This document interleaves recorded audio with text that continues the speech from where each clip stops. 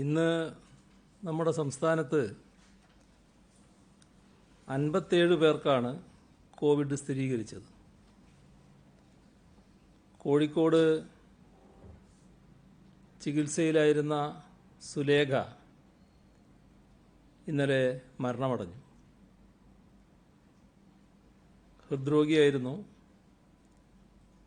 ഗൾഫിൽ നിന്ന് വന്നതായിരുന്നു. ഇവരുടെ മരണത്തോടെ സംസ്ഥാനത്ത് മരണം 10ആയി. ഇന്ന് പോസിറ്റീവായതിൽ 55 പേരും പുറത്തുനിന്ന് വന്നവരാണ്. 18 പേർക്ക് പരിശോധനാ ഫലം നെഗറ്റീവായി. കാസർഗോഡ് 14, മലപ്പുറം 14, തൃശ്ശൂർ 9, കൊല്ലം 5, പത്തനംതിട്ട 4, തിരുവനന്തപുരം 3, എറണാകുളം 3, ആലപ്പുഴ 2, പാലക്കാട് 2, ഇടുക്കി 1. ഇത്തരത്തിലാണ് പോസിറ്റീവായത്. ഇതിൽ 27 പേർ വിദേശത്തു നിന്ന് വന്നവർ, 28 പേർ ഇതര സംസ്ഥാനങ്ങളിൽ നിന്ന് വന്നവർ, ഒരാൾ എയർ ഇന്ത്യ സ്റ്റാഫ്, ഒരാൾ ഹെൽത്ത് വർക്കർ. നെഗറ്റീവായത് മലപ്പുറം 7, തിരുവനന്തപുരം, കോട്ടയം 3 വീതം, പത്തനംതിട്ട, പാലക്കാട്, കോഴിക്കോട്, വയനാട്, കണ്ണൂർ 1 വീതം. ഇതുവരെ 1326 പേർക്കാണ് രോഗം സ്ഥിരീകരിച്ചത്. അതിൽ 708 പേർ ഇപ്പോൾ ചികിത്സയിലാണ്. 1,39,661 പേരാണ് ഇപ്പോൾ നിരീക്ഷണത്തിലുള്ളത്. വീടുകളിലും ഇൻസ്റ്റിറ്റ്യൂഷണൽ ക്വാറന്റൈനിലുമായി 1,38,397 പേർ. 1,246 പേർ ആശുപത്രികളിൽ. ഇന്ന് 174 പേരെയാണ് ആശുപത്രിയിൽ പ്രവേശിപ്പിച്ചത്. ഇതുവരെ 68,979 സാമ്പിളുകൾ പരിശോധനയ്ക്ക് അയച്ചു. 65,273 എണ്ണം രോഗബാധയില്ല എന്ന് ഉറപ്പാക്കിയിട്ടുണ്ട്. ഇതുവരെ സെന്റിനൽ സർവൈലൻസിൻ്റെ ഭാഗമായി മുൻഗണനാ വിഭാഗത്തിൽപ്പെട്ട 13,470 സാമ്പിളുകളാണ് ശേഖരിച്ചത്. അതിൽ 13,037 നെഗറ്റീവാണ്. ആകെ 121 ഹോട്ട്സ്പോട്ടുകളാണ് സംസ്ഥാനത്തുള്ളത്. ഇന്ന് പുതുതായി പാലക്കാട്, കണ്ണൂർ ജില്ലകളിൽ 5 ഹോട്ട്സ്പോട്ട്. ഇന്ന് 9 കേരളീയരാണ് വിദേശ രാജ്യങ്ങളിൽ കോവിഡ് ബാധിച്ച് മരണമടഞ്ഞത്. ഇതുവരെ 210 പേരാണ് മരണമടഞ്ഞത്. രാജ്യത്തിൻ്റെ വിവിധ സംസ്ഥാനങ്ങളിലും കേരളീയർ മരണമടയുന്നു. ഇത്തരത്തിൽ ജീവൻ നഷ്ടപ്പെട്ട കേരളീയരുടെ മൃതദേഹം പോലും ബന്ധുക്കൾക്ക് കാണാൻ കഴിയാത്ത അവസ്ഥയാണ്. അക്ഷരാർത്ഥത്തിൽ ദുരിതകാലമാണ് നാം പിന്നിടുന്നത്. പ്രിയ സഹോദരങ്ങളുടെ വേർപാടിൽ അനുശോചനം രേഖപ്പെടുത്തുന്നു. പുറത്തുനിന്ന് ആളുകൾ എത്തുമ്പോൾ സ്വീകരിക്കേണ്ട പ്രതിരോധ മാർഗങ്ങൾ നാം മുൻകൂട്ടി കണ്ടിരുന്നു. മെയ് 4 ശേഷമുണ്ടായ പുതിയ കേസുകളിൽ 90% പുറത്തു നിന്ന് വന്നതാണ്. മെയ് 4 മുൻപ് അത് 67%. മെയ് 29 മുതൽ ദിവസം ശരാശരി 3000 ടെസ്റ്റുകൾ നടത്തുന്നുണ്ട്.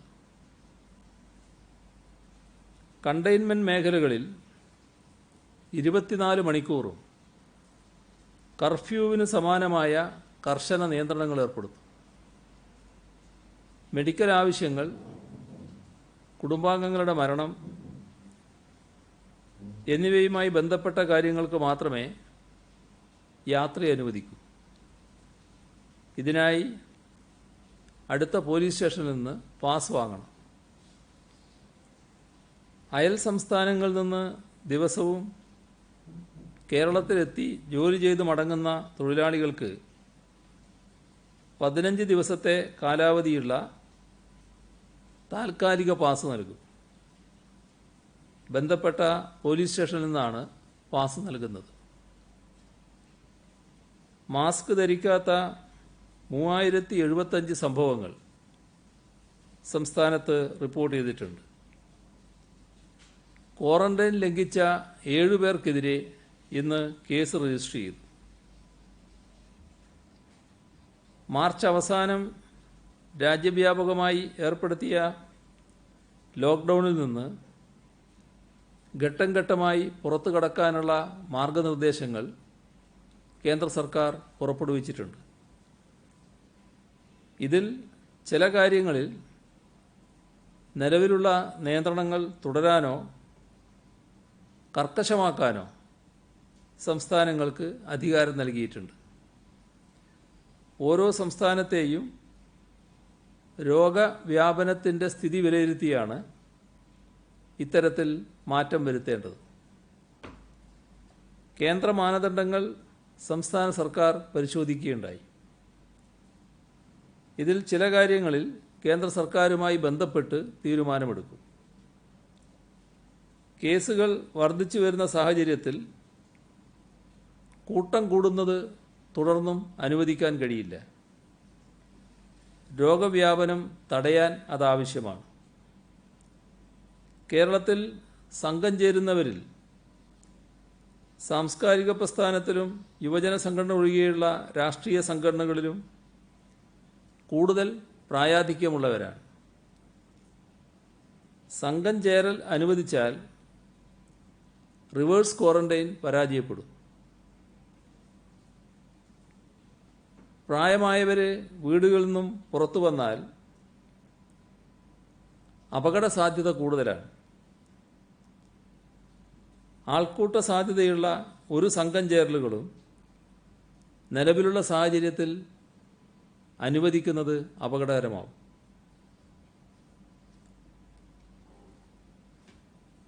ഗുരുവായൂർ ക്ഷേത്രത്തിൽ 50 പേർ എന്ന പരിധി വെച്ച് വിവാഹ ചടങ്ങുകൾ അനുവദിക്കാമെന്നാണ് കാണുന്നത്. കല്യാണ മണ്ഡപങ്ങളിലും മറ്റു ഹാളുകളിലും 50 പേർ എന്ന നിലയിൽ വിവാഹ ചടങ്ങുകൾക്ക് മാത്രമായി അനുമതി നൽകും. വിദ്യാലയങ്ങൾ സാധാരണ പോലെ തുറക്കുന്നത് ജൂലൈയിലോ അതിനുശേഷമോ മതിയെന്നാണ് സർക്കാർ കരുതുന്നത്. ഇക്കാര്യവും കേന്ദ്ര സർക്കാരുമായി ചർച്ച ചെയ്യും. 8-ാം തീയതിക്ക് ശേഷം അനുവദിക്കേണ്ട ഇളവുകളുടെ കാര്യത്തിൽ സംസ്ഥാനത്തിൻ്റെ അഭിപ്രായം കേന്ദ്രത്തെ അറിയിക്കും. കണ്ടെയ്ൻമെൻറ് സോണിൽ പൂർണ്ണ ലോക്ക്ഡൗൺ ആയിരിക്കും. ജൂൺ 30 വരെ ഇന്നത്തെ നിലയിൽ അത് തുടരും. സംസ്ഥാനത്തിന് പുറത്തുനിന്ന് വരുന്നതിന് സർക്കാർ പോർട്ടലിൽ രജിസ്റ്റർ ചെയ്യുകയും പാസ് എടുക്കുകയും വേണം. രജിസ്റ്റർ ചെയ്യാതെ ആളുകൾ വന്നാൽ അത് വലിയ പ്രത്യാഘാതമുണ്ടാക്കും. അന്തർ ജില്ലാ ബസ് സർവീസ് പരിമിതമായ തോതിൽ അനുവദിക്കാം. തൊട്ടടുത്ത 2 ജില്ലകൾക്കിടയിൽ ബസ് സർവീസ് അനുവദിക്കാമെന്നാണ് കരുതുന്നത്. എല്ലാ സീറ്റുകളിലും ഇരുന്ന് യാത്ര ചെയ്യാം. ബസ് യാത്രയിൽ മാസ്ക് ധരിക്കണം, വാതിലിനരികിൽ സാനിറ്റൈസർ ഉണ്ടാകണം, എല്ലാ സുരക്ഷാ മാനദണ്ഡങ്ങളും പാലിക്കുകയും വേണം. കാറിൽ ഡ്രൈവർക്ക് പുറമെ 3 പേർക്ക് യാത്ര ചെയ്യാം. ഓട്ടോയിൽ 2 യാത്രക്കാരെ അനുവദിക്കും. സിനിമാ ഷൂട്ടിംഗ് സുരക്ഷാ മാനദണ്ഡങ്ങൾ പാലിച്ച് സ്റ്റുഡിയോക്കകത്തും ഇൻഡോർ ലൊക്കേഷനിലുമാകാം. എന്നാൽ 50 പേരിലധികം പാടില്ല. ചാനലുകളുടെ ഇൻഡോർ ഷൂട്ടിങ്ങിൽ പരമാവധി ആളുകളുടെ എണ്ണം 25.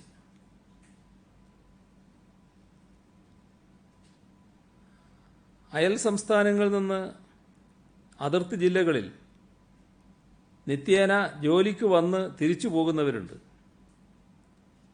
അവർക്ക് പ്രത്യേക പാസ് അനുവദിക്കും. പൊതുമരാമത്ത് ജോലികൾക്ക് ഇതര സംസ്ഥാനങ്ങളിൽ നിന്ന് വരുന്നവർക്ക് 10 ദിവസത്തേക്കുള്ള പാസ് നൽകും. കേരളത്തിൻ്റെ കോവിഡ് മഹാമാരിയെക്കുറിച്ച് പരിശോധിക്കുമ്പോൾ പ്രഥമ പരിഗണനയിൽ വരേണ്ടത് നാം ഇവിടെ സ്വീകരിച്ച പ്രതിരോധ മാർഗത്തിൻ്റെ പ്രത്യേകതകളാണ്. മിക്ക പാശ്ചാത്യ രാജ്യങ്ങളിൽ നിന്നും വ്യത്യസ്തമായി പൊതു ആരോഗ്യ സംവിധാനത്തിന് ഊന്നൽ നൽകുന്നതാണ് നമ്മുടെ പ്രതിരോധ പദ്ധതി. ഇതിന് trace, quarantine, test, isolate, treat എന്നീ 5 ഘടകങ്ങളാണുള്ളത്. രോഗം രൂക്ഷമായി പടർന്നു പിടിച്ച മിക്കയിടങ്ങളിലും ട്രേസ്, ക്വാറന്റൈൻ എന്ന ആദ്യത്തെ 2 ഘട്ടങ്ങൾ ഒഴിവാക്കുകയുണ്ടായി. അവർ ടെസ്റ്റിങ്ങിലും ട്രീറ്റ്മെൻറ്റിലും മാത്രമാണ് ഊന്നൽ നൽകിയത്. അതിൻ്റെ ഭാഗമായി രോഗം പടരുന്ന സാഹചര്യം ഫലപ്രദമായി തടയാൻ സാധിച്ചില്ല. രോഗവ്യാപനം വലിയ തോതിൽ തടഞ്ഞു നിർത്താൻ കേരളത്തിന് സാധിച്ചത് ഈ തരത്തിലുള്ള ഇടപെടൽ കൊണ്ടാണ്. കേരളത്തിൻ്റെ ഏറ്റവും വലിയ ശക്തി വികേന്ദ്രീകൃതമായ പൊതുജനാരോഗ്യ സംവിധാനം തന്നെയാണ്. കോവിഡ്-19 രോഗത്തിൻ്റെ കേരളത്തിലെ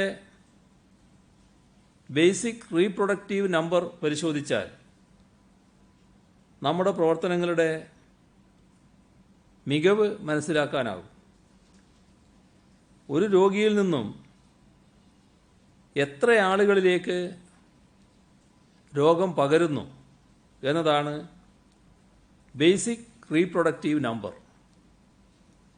കൊറോണയുടെ കാര്യത്തിൽ 3 ലോകതലത്തിൽ ശരാശരി റീപ്രൊഡക്റ്റീവ് നമ്പർ. അതായത് ഒരാളിൽ നിന്നും 3 പേരിലേക്ക് കോവിഡ് പകരുന്നുവെന്ന് കണക്കാക്കപ്പെടുന്നു. കേരളത്തിൽ ആദ്യത്തെ 3 കേസുകൾ വുഹാനിൽ നിന്നാണ് എത്തിയത്. അപ്പോൾ അവരിൽ നിന്നും ഒരാളിലേക്ക് പോലും രോഗം പടരാതെ നോക്കാൻ നമുക്ക് സാധിച്ചു.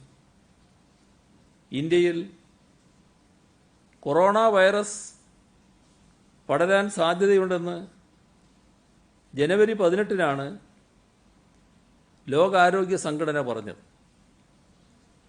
19-ന് തന്നെ സംസ്ഥാന സർക്കാർ അത് സംബന്ധിച്ച് ഓർഡർ ഇറക്കി.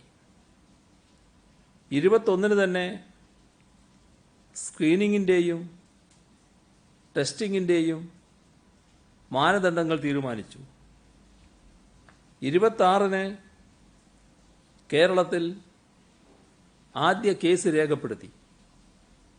ആ സമയത്ത് തന്നെ നാം രോഗവ്യാപനം തടയാനുള്ള സംവിധാനം ഏർപ്പെടുത്തിയിരുന്നു. പിന്നീട് അടുത്ത ഘട്ടങ്ങളിൽ കേരളത്തിലെ ആക്റ്റീവ് കോവിഡ് കേസുകളിൽ 75% പുറത്തുനിന്ന് വന്ന കേസുകളും 25% സമ്പർക്കം മൂലമുണ്ടായതുമാണ്. ഈ സാഹചര്യത്തിൽ കേരളത്തിൽ രോഗത്തിൻ്റെ ബേസിക് റീപ്രൊഡക്റ്റീവ് നമ്പർ 0.45 ആക്കി നിലനിർത്താൻ നമുക്ക് സാധിച്ചു. ലോക ശരാശരി 3 ഓർക്കണം. ലോകത്ത് വളരെ കുറച്ച് രാജ്യങ്ങൾക്കേ ഈ നേട്ടം കൈവരിക്കാൻ സാധിച്ചിട്ടുള്ളൂ. വേറൊരു കാര്യം ഇവിടെ ആലോചിക്കാം. മറിച്ചായിരുന്നു അവസ്ഥയെങ്കിൽ എന്ത് സംഭവിക്കുമായിരുന്നു? കോവിഡ്-19 സീരിയൽ ഇൻ്റർവെൽ ശരാശരി 5 ദിവസമാണ്. അതായത് രോഗം ബാധിച്ചു കഴിഞ്ഞാൽ മറ്റൊരാളിലേക്ക് പകർത്താൻ വേണ്ട സമയം. കേരളത്തിലെ ബേസിക് റീപ്രൊഡക്റ്റീവ് നമ്പർ 3 സങ്കല്പിച്ചാൽ നിലവിലുള്ള 670 ആക്റ്റീവ് കേസുകൾ 2 ആഴ്ച കൊണ്ട് ഏതാണ്ട് 25,000 ആകേണ്ടതാണ്. ശരാശരി മരണനിരക്ക് 1% എടുത്താൽ തന്നെ മരണസംഖ്യ 250 കവിയുകയും ചെയ്യും. എന്നാൽ കേരളത്തിൽ അതല്ല സംഭവിച്ചതെന്ന് നമ്മളെല്ലാം കണ്ടതാണ്. അതിന് കാരണം ഈ രോഗവ്യാപനം തടയാൻ വേണ്ട ട്രേസിങ്ങും ക്വാറന്റൈനും ഫലപ്രദമായി നമുക്ക് നടപ്പാക്കാൻ സാധിച്ചതാണ്. ഒരു വലിയ വിപത്തിനെ ഇങ്ങനെയാണ് ഇത്രയും നാൾ നാം തടഞ്ഞു നിർത്തിയത്. അതുകൊണ്ട് തന്നെ ഹോം ക്വാറന്റൈനും കോൺടാക്റ്റ് ട്രേസിങ്ങും കൂടുതൽ ശക്തമായി മുന്നോട്ട് കൊണ്ടുപോയേ തീരൂ.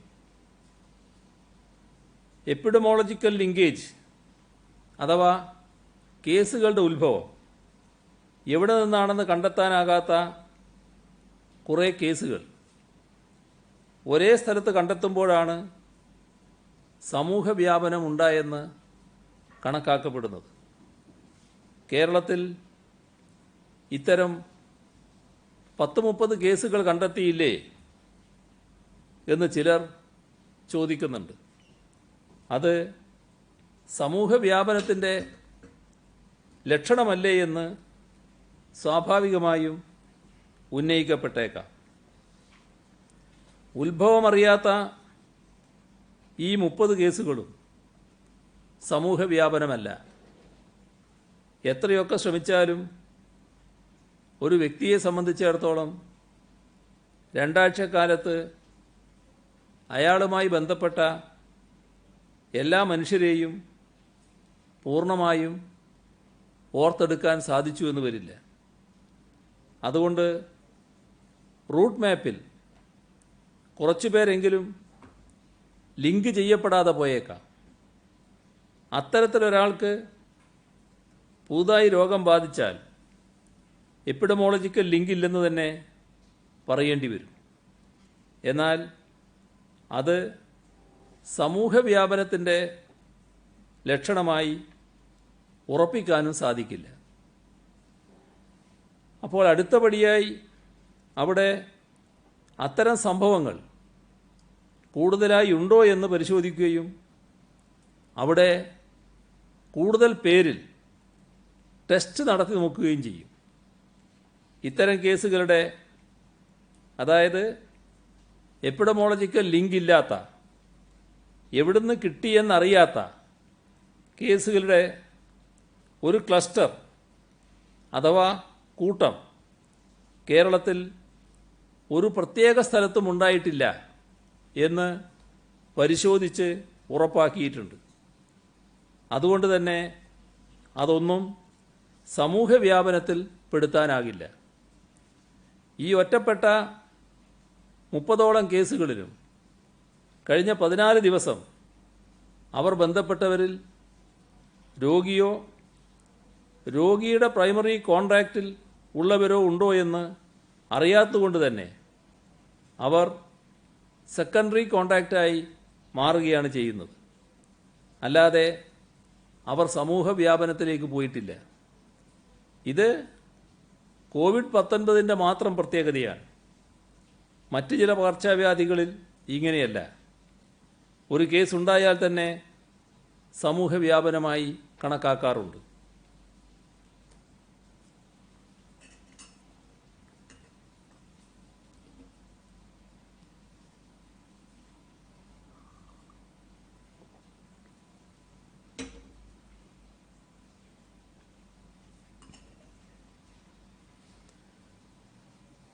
മഴക്കാലം തുടങ്ങുന്നതിനാൽ സർക്കാർ സ്വകാര്യ ആശുപത്രികളുടെ പ്രവർത്തനം പൂർണ്ണതോതിൽ പുനരാരംഭിക്കുന്നതിനുള്ള സമഗ്രമായ പദ്ധതി തയ്യാറാക്കും.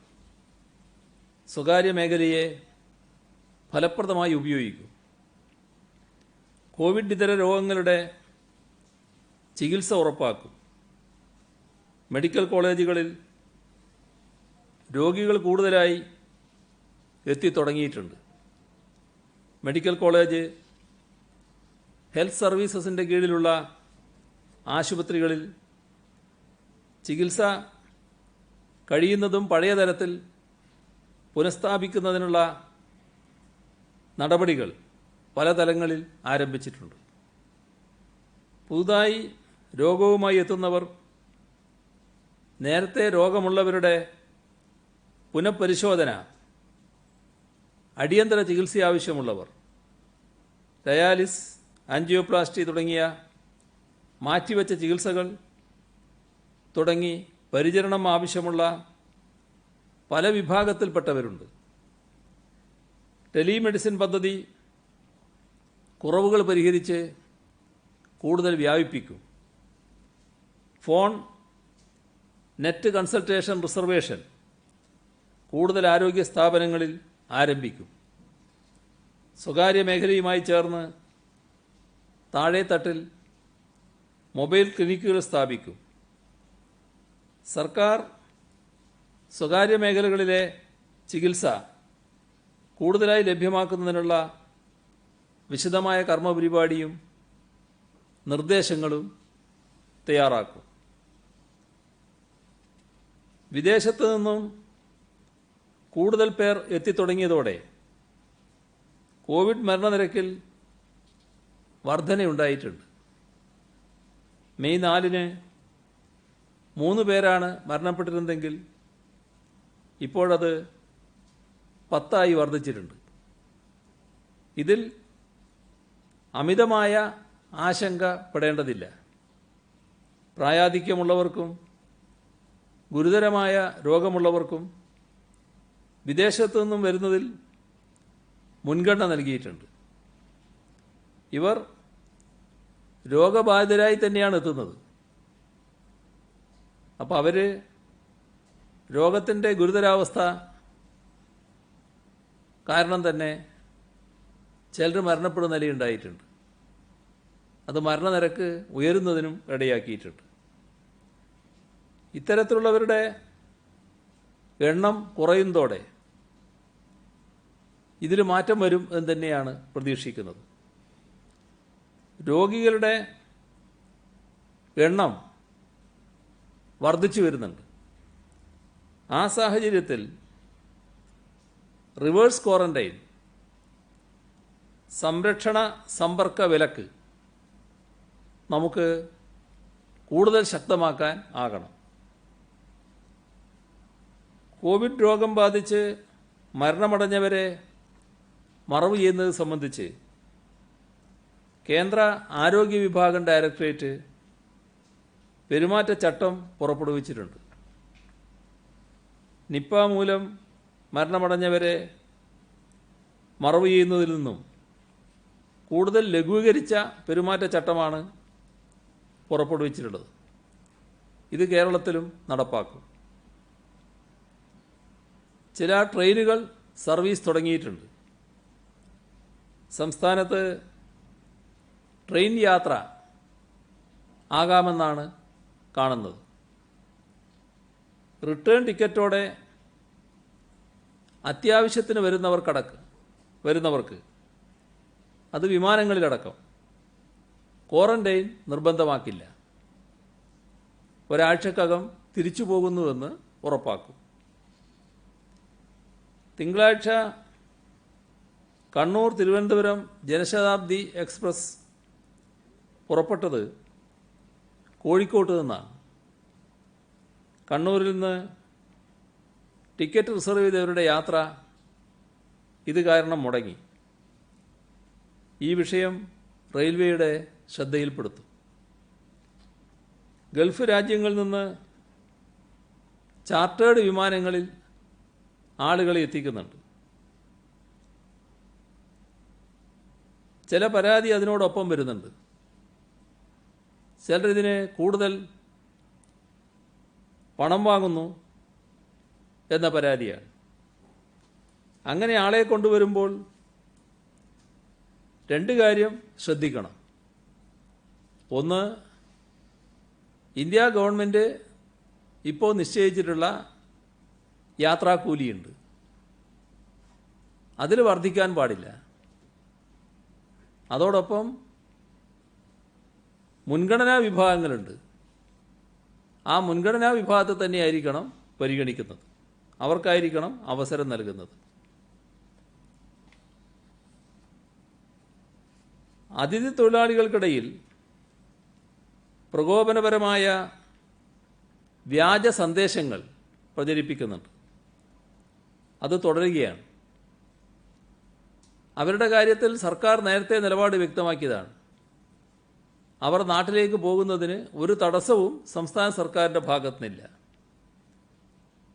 സ്വന്തം നാട്ടിലേക്ക് തിരിച്ചു പോകാൻ ആവശ്യമായ എല്ലാ സഹായവും സർക്കാരിൽ നിന്നുണ്ടാകും. ശനിയാഴ്ചയും ഞായറാഴ്ചയും നമ്മുടെ സംസ്ഥാനത്ത് ആകെ ശുചീകരണ പ്രവർത്തനങ്ങൾ നടന്നിട്ടുണ്ട്. അതിൽ മുഴുകിയ എല്ലാവരെയും അഭിനന്ദിക്കുന്നു. മാലിന്യ നിർമ്മാർജ്ജനം ഉറപ്പുവരുത്തുന്നതിന് തുടർന്നും സജീവ ശ്രദ്ധ ഉണ്ടാകണം. കേരളത്തിലെ വിദ്യാഭ്യാസ ചരിത്രത്തിൽ പുതിയ അധ്യായം എഴുതി ചേർത്തുകൊണ്ടിരിക്കുന്ന ദിവസങ്ങളിലൂടെയാണ് നാം കടന്നു പോകുന്നത്.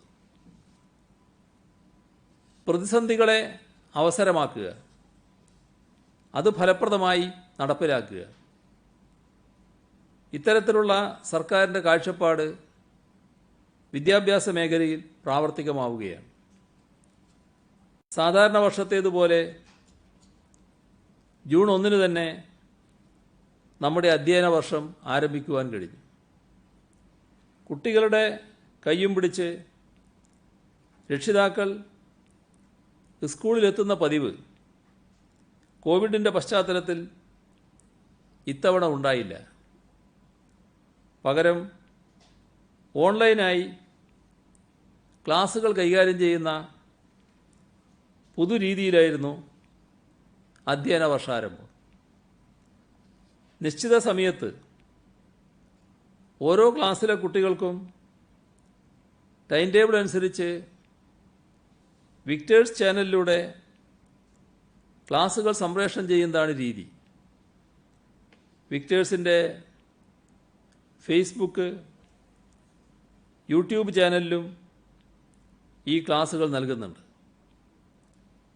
വീട്ടിൽ ടി വിയോ സ്മാർട്ട് ഫോണോ ഇൻ്റർനെറ്റോ ഒന്നുമില്ലാത്ത കുട്ടികൾക്കും ക്ലാസുകൾ കാണാനുള്ള അവസരമൊരുക്കുന്നുണ്ട്.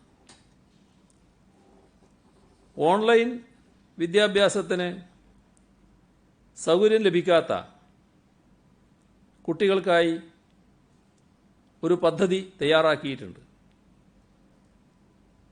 ടെലിവിഷൻ ഇല്ലാത്ത വീടുകളിലെ കുട്ടികൾക്കുള്ള അയൽപക്ക പഠന കേന്ദ്രങ്ങൾ KSFE സ്പോൺസർ ചെയ്യും.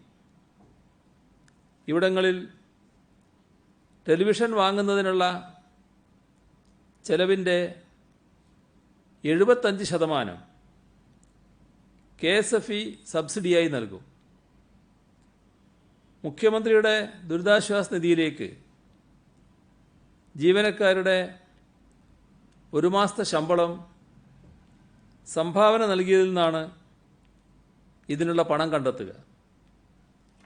അങ്ങനെ ഈ പഠന കേന്ദ്രങ്ങളെല്ലാം KSFE സ്പോൺസർ ചെയ്യും. ടെലിവിഷൻ്റെ 25% ചെലവും കേന്ദ്രം ഒരുക്കുന്നതിനുള്ള മറ്റു ചെലവുകളും തദ്ദേശഭരണ സ്ഥാപനങ്ങളോ സ്പോൺസർമാരെയോ കണ്ടെത്തണം.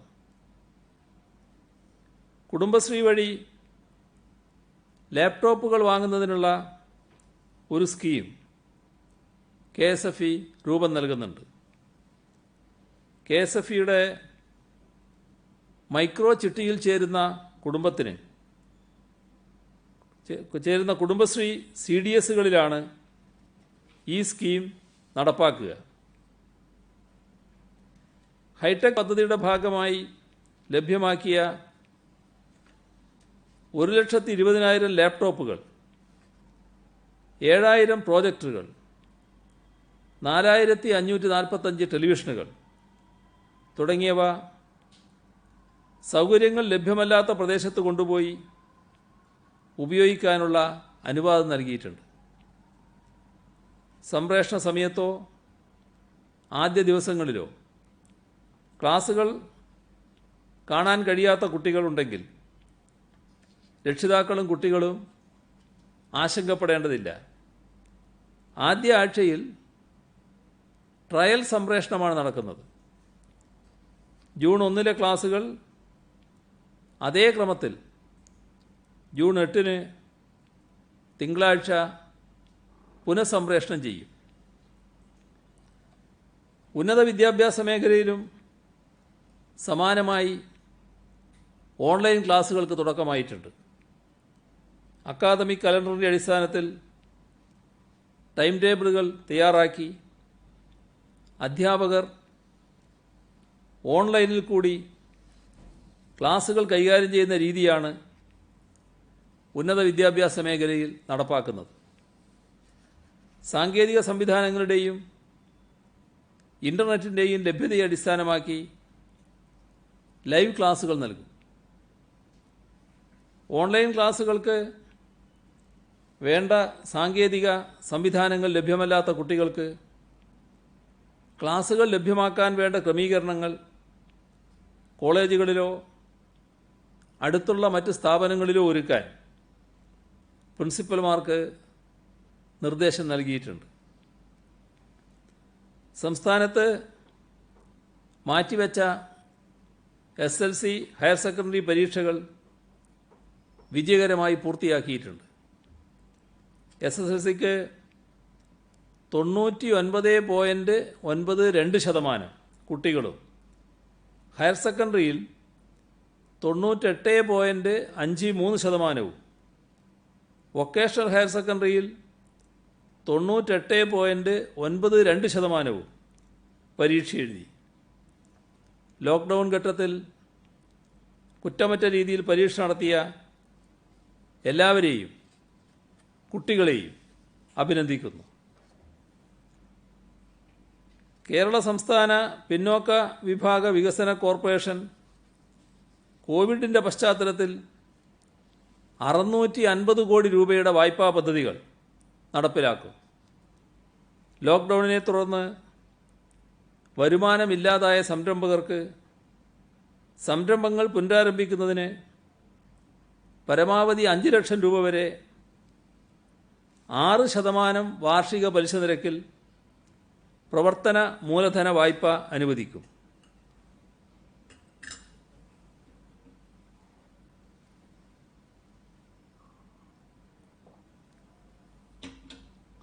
സുഭിക്ഷ കേരളം പദ്ധതി പ്രോത്സാഹിപ്പിക്കുന്നതിനായി OBC വിഭാഗത്തിൽപ്പെട്ട വ്യക്തിഗത വനിതാ സംരംഭകർക്ക് അവരുടെ വീടുകളിലും പരിസരങ്ങളിലുമായി കൃഷി, മത്സ്യം വളർത്തൽ, പശു, ആട് എന്നിവയെ വളർത്തൽ, പോൾട്രി ഫാം ഇവയെല്ലാം ആരംഭിക്കുന്നതിന് പരമാവധി 2 ലക്ഷം രൂപ വരെ 5% വാർഷിക പലിശ നിരക്കിൽ വ്യക്തിഗത വായ്പ അനുവദിക്കും.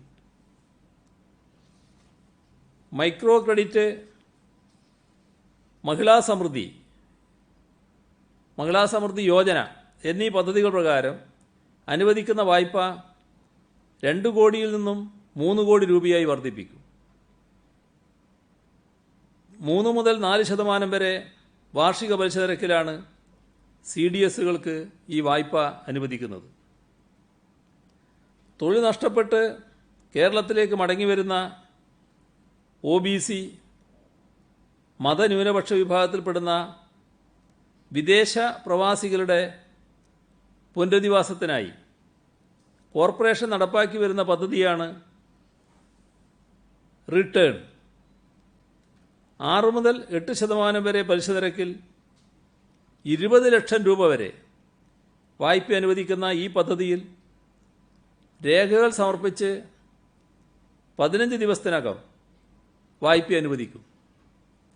പരമാവധി 3 ലക്ഷം രൂപ മൂലധന സബ്സിഡി 15%, തിരിച്ചടവിൻ്റെ ആദ്യ 4 വർഷം 3% പലിശ സബ്സിഡിയും നോർക്ക ലഭ്യമാക്കും. ഈ പദ്ധതി പ്രകാരം പിന്നോക്ക വിഭാഗ വികസന കോർപ്പറേഷനിൽ നിന്നും സംരംഭങ്ങൾ ആരംഭിക്കുന്നതിന് 20 ലക്ഷം രൂപ വായ്പയെടുക്കുന്ന പ്രവാസിക്ക് വായ്പാ ഗഡുക്കൾ കൃത്യമായി തിരിച്ചടക്കുകയാണെങ്കിൽ വായ്പാ കാലാവധിയായ 5 വർഷത്തിനകം മുതലും പലിശയുമടക്കം തിരിച്ചടക്കേണ്ടത് മുതലിനേക്കാളും കുറഞ്ഞ തുകയായ 18.5 ലക്ഷം രൂപ മാത്രമാണ്. ദുരിതാശ്വാസ നിധിയിലേക്ക് സംഭാവനകൾ പ്രവഹിക്കുന്നുണ്ട് ചില പേരുകൾ. സാഹിത്യകാരൻ കോവിലൻ്റെ ഓർമ്മ ദിവസമാണ് നാളെ. അദ്ദേഹത്തിൻ്റെ സ്മരണാർത്ഥം കോവിലൻ ട്രസ്റ്റിൻ്റെ വകയായ 1 ലക്ഷം രൂപ മകൾ കൈമാറി. Kerala state cooperative employees welfare board 50 lakh, joint council of state service organisation 18 ലക്ഷം, സംഘടനയുടെ സുവർണ ജൂബിലി സമാപന സമ്മേളനത്തിനടക്കം മാറ്റിവെച്ച തുകയാണ് കൈമാറിയത്. വെമ്പായം ഗ്രാമപഞ്ചായത്ത് 10 ലക്ഷം, കേരള സ്റ്റേറ്റ് ഫാർമസി കൗൺസിൽ 10 ലക്ഷം, പോസ്റ്റൽ ടെലികോം BSNL എംപ്ലോയീസ് സഹകരണ സംഘം 7,36,790 രൂപ, SFI കോട്ടയം ജില്ലാ കമ്മിറ്റി ₹1 റവല്യൂഷൻ ക്യാമ്പയിനിലൂടെ സമാഹരിച്ച 5,724 രൂപ, തിരുപുറം സർവീസ് സഹകരണ ബാങ്ക് ജീവനക്കാരുടെ വിഹിതം 2,64,129 രൂപ, ആയുർവേദ പ്രൊമോഷൻ സൊസൈറ്റി 2 ലക്ഷം രൂപ,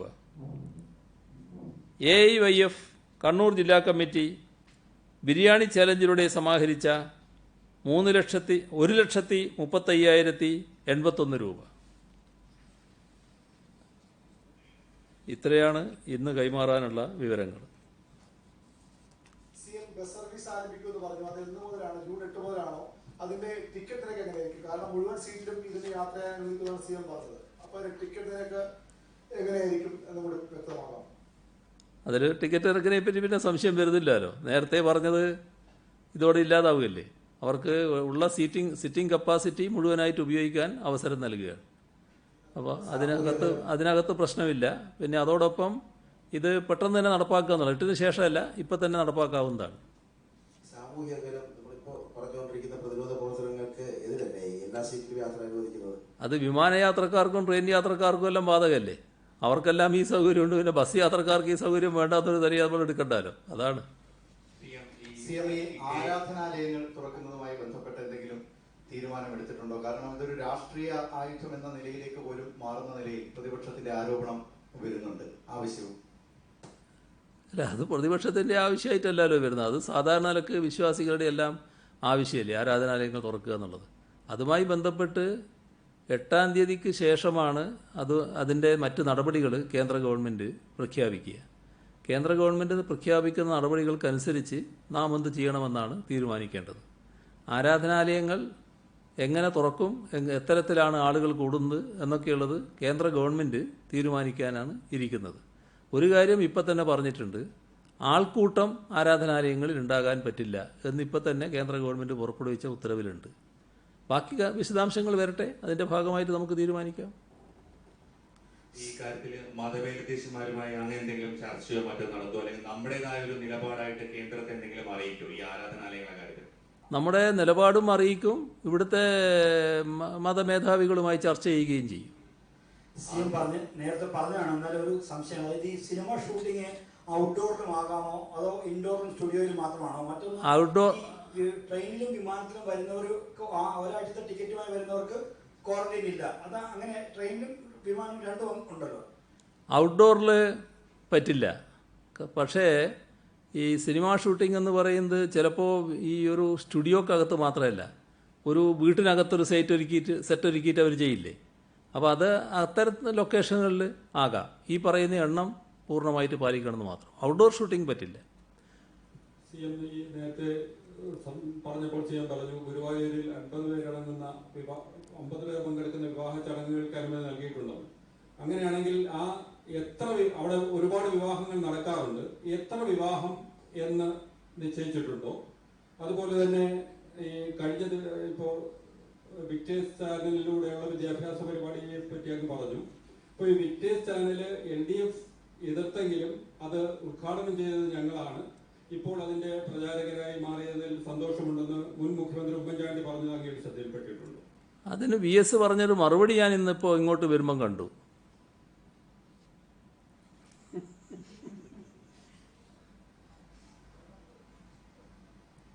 ഗുരുവായൂർ എത്ര വിവാഹമാണ്?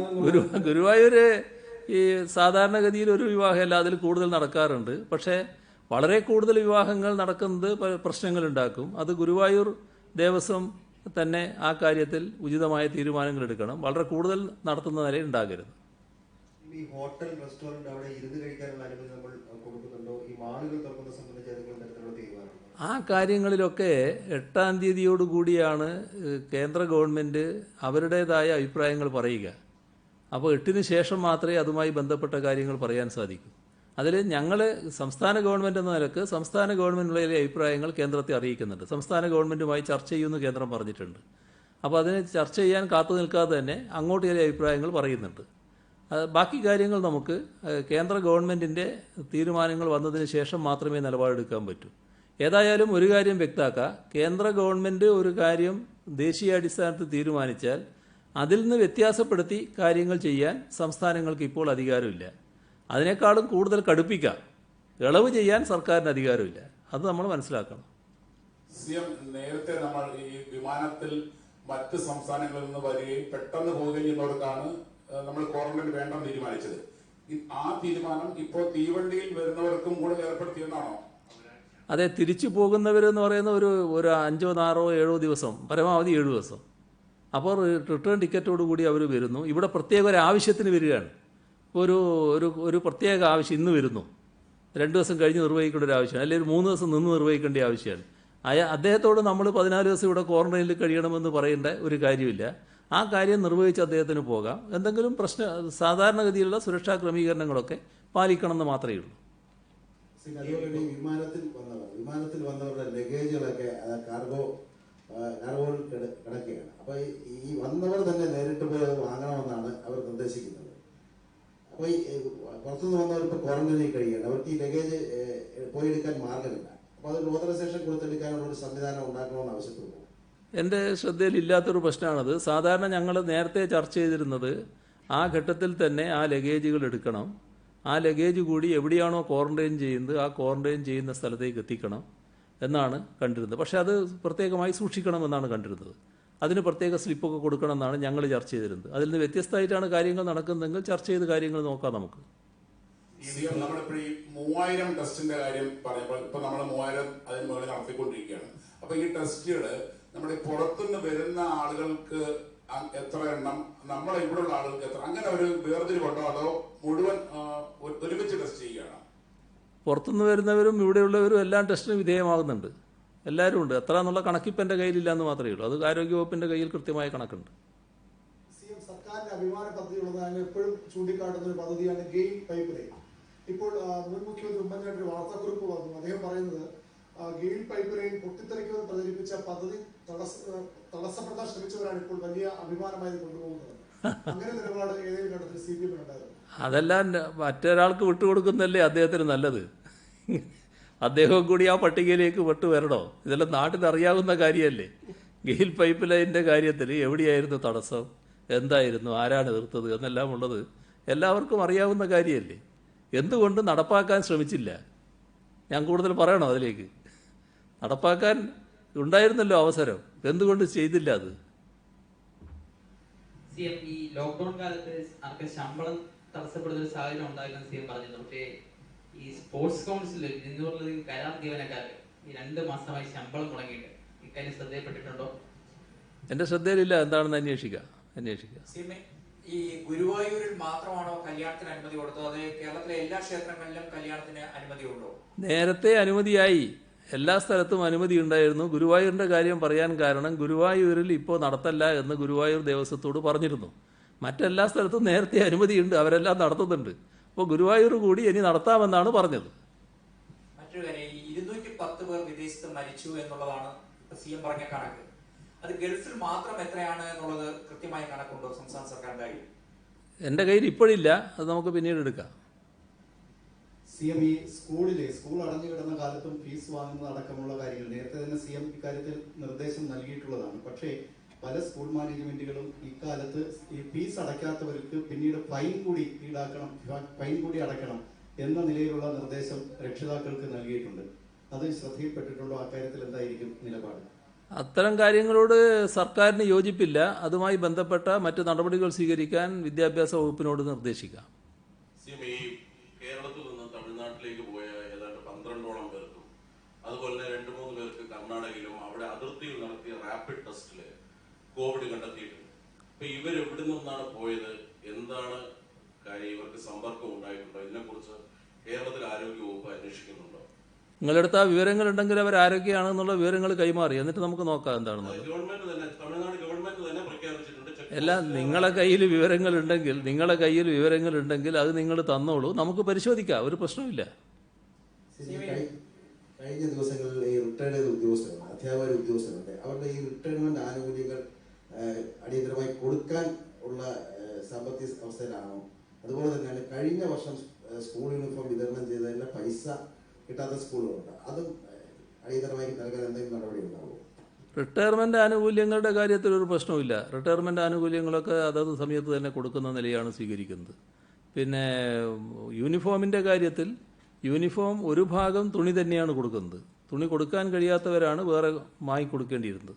അതുമായി ബന്ധപ്പെട്ട് എന്തെങ്കിലും ബാക്കി നിൽക്കുന്നുണ്ടെങ്കിൽ അത് കൊടുക്കുന്നതിന് ഒരു തടസ്സവും ഉണ്ടാവില്ല.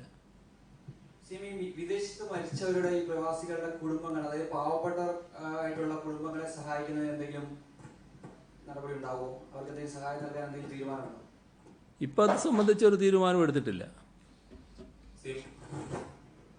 അന്തർജില്ലാ ബസ് സർവീസിനെ കുറിച്ച് പറഞ്ഞു, 2 ജില്ലകൾ ചേർത്ത് വെച്ചുകൊണ്ടുള്ള ബസ് സർവീസിനെ കുറിച്ച് അത് ഒന്നുകൂടെ വിശദമാക്കാമോ? അല്ല, എന്താ സംശയം? 2 ജില്ലകൾ അടുപ്പിച്ചടുപ്പിച്ചുള്ള 2 ജില്ലകൾ ചേർത്തുള്ള അതെ, സംശയമായിട്ട് പറഞ്ഞോ ഏത് ജില്ലയാന്ന് അന്നേരം പറയാലോ. ഇപ്പൊ തിരുവനന്തപുരം, കൊല്ലത്ത് നിന്ന് തിരുവനന്തപുരത്തേക്കും വരാം, തിരുവനന്തപുരത്ത് നിന്ന് കൊല്ലത്തേക്കും പോവാം. അതെ അതെ. കൊല്ലം പത്തനംതിട്ട ബസ് വേറെ ഉണ്ടാവും. കൊല്ലത്തിന്റെ തൊട്ട ജില്ലയിലേക്ക് പോകാം. തൊട്ട ജില്ലയിലേക്ക് പോകുന്നതിന് തടസ്സമില്ല. അല്ല, ചെയിനല്ല, രണ്ട് ജില്ലയുമായി ബന്ധപ്പെട്ട് മാത്രമേ യാത്ര, നേരത്തെ ഒരു ജില്ലയല്ലേ നടത്താൻ പാടുള്ളൂ, ഇപ്പം തൊട്ടടുത്ത ജില്ലയിലേക്ക് കൂടി നടത്താം. അതാണ്. വിക്ടേഴ്സുമായി ബന്ധപ്പെട്ട് ഇന്ന് നടത്തിയ ഓൺലൈൻ പരിപാടി പൊതുവെ വലിയ പ്രശംസ നേടിയതാണ്. അപ്പോൾ അതിലൊരു ചെറിയൊരു ഇത് വന്നിട്ടുള്ളത്, ഇപ്പോൾ നമ്മുടെ പല നെറ്റ്വർക്കുകൾ, ഇപ്പോൾ സൺ എയർടെൽ അങ്ങനെ ഒരുപാട് നെറ്റ്വർക്കുകൾ, അപ്പോൾ ചില നെറ്റ്വർക്കുകളിൽ ഈ വിക്ടേഴ്സിന് കിട്ടുന്നില്ല എന്ന് പറഞ്ഞിട്ട് പല സ്ഥലങ്ങളിലും ഉണ്ട്. അപ്പോൾ അത് സർക്കാർ തലത്തിലൊക്കെ ഒരു അഭ്യർത്ഥന വെക്കുകയൊക്കെ ഇടപെടൽ ഈ ട്രയൽ റൺ കഴിഞ്ഞ ശേഷം എല്ലാ കേബിൾ നെറ്റ്വർക്കുകളും കിട്ടാനുള്ള ഒരു സംവിധാനത്തിന് ഇടപെടലുണ്ടാവും. അത് ചെയ്യാം. സിഎമ്മിന്റെ ഈ 6 മണി വാർത്താ സമ്മേളനങ്ങളെ ബഡായി ബിഗ്ലാവെന്നും 6 മണി റിയാലിറ്റി ഷോയിൽ നോക്കിയുടെ പ്രതിപക്ഷ നേതാവും അതുപോലെ തന്നെ KPC അധ്യക്ഷൻ വിശേഷിപ്പിക്കുന്നത്. എന്താണ് അങ്ങേക്ക് ഈ ഇതിനെപ്പറ്റി പറയാനുള്ളത്, ഈ ആരോപണങ്ങളെ കുറിച്ച്? അവരെ രണ്ടുപേരെയും കുറിച്ച് ഇങ്ങനെ പറഞ്ഞുകൊണ്ടേ ഇരിക്കണം നിങ്ങൾക്ക് നിർബന്ധമുണ്ടല്ലേ? ഞാൻ എന്താണ് പറയുന്നത് എന്ന് നിത്യമായി നിങ്ങൾ മാത്രമല്ല നിങ്ങളിലൂടെ ഈ നാട് കേട്ടുകൊണ്ടിരിക്കുകയാണ്. ഏത് ബഡായിയാണ് ഞാൻ പറഞ്ഞിട്ടുള്ളത് നിങ്ങൾ നോക്കണം. ഞാൻ വിശദാംശങ്ങളിലേക്കൊന്നും പോകുന്നില്ല. ഇന്നിപ്പോൾ കുറേ കാര്യങ്ങൾ പറഞ്ഞല്ലോ. ഇന്ന് പറഞ്ഞ കാര്യത്തിൽ ഏതാണ് ബഡായി? ബഡായി എന്ന് പറഞ്ഞാൽ ഒരു പൊങ്ങച്ചം പറച്ചിലാണ്. ഏതിലാണ് പൊങ്ങച്ചം പറച്ചിലുണ്ടായിട്ടുള്ളത്? അത് നോക്കി നിങ്ങൾ. ഇതൊക്കെ സ്വയം പരിഹാസ്യമാകാൻ തീരുമാനിച്ച് ഇറങ്ങി പുറപ്പെട്ടാൽ പിന്നെ എനിക്ക് അദ്ദേഹത്തെ രക്ഷിക്കാൻ കഴിയില്ല. നിങ്ങൾ അത് മനസ്സിലാക്കിക്കൊണ്ട് അദ്ദേഹത്തിൻ്റെ കാര്യത്തിൽ ചോദ്യങ്ങൾ ചോദിക്കണമെന്ന് മാത്രമേ എനിക്ക് പറയാനുള്ളൂ. ഒരു പ്രതിപക്ഷ നേതാവ് ഉന്നയിക്കുന്ന കാര്യം ഒരു സംസ്ഥാനത്തിൻ്റെ മുഖ്യമന്ത്രിയോട് ചോദിക്കുന്നതിൽ തെറ്റുമില്ല. പക്ഷേ നമ്മുടെ ഇദ്ദേഹം ഇങ്ങനെയായിപ്പോയി, അത് നിങ്ങളെങ്കിലും മനസ്സിലാക്കണം എന്നാണ് എനിക്ക് പറയാനുള്ളത്. നമുക്ക് ബാക്കി നാളെ കാണാം.